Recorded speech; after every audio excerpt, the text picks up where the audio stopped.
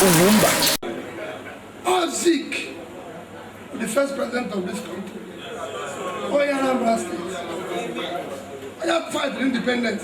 No longer I was showing you, and I put on Gongo. Oh, you both Zik, can I get a flavor? Zik Balankruma. Azuka Balankruma, that's our war. Agent Kenya. President of Kenya, where to Zik, Singapore advice. First vice president country and we were Anambra State. First leader of House, National House, one for is Anambra State. The first vice chancellor when Oboda, first vice chancellor, Nebado, Nomrobanabano, Nebado, Professor Dike, the first in all of Africa. When you use your vice chancellor, I do not have a school, I'll quite go. Etu akọ di Chikobi, Kayi la akọ na akuzi.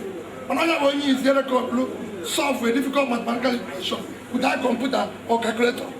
Of the military, I want to boy only Katamun so boy on Zamsa, no Anambra, the first commissioned officer of military. I'm in Nigeria. Anambra, the first graduate, non-army.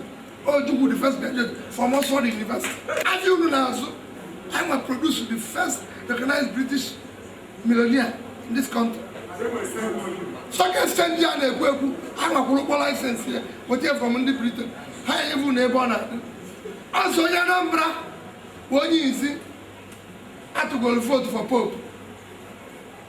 When you see, I had to vote. And you had to vote. Sanjana Chimagina, Anambra. Sports and Anambra win in Nigeria the first gold. If I do 1956. Anambra came to the first football club for the child. It was just tables, no child. Anambra produced the first national team captain, Godwin Achabe, for 10 years. Okay, Anambra without the bonus. I'm not going to enjoy 1 year ago. I'm not going to if I'm not going to be still mad. Anambra the first person who knows Nikoi, and may go on and may go to president. Say, I was not Nigeria. Now get queen in Nigeria when I go motor. It's very queen. What in Lagos and Kano? Anambra State, they put the Rolls Royce.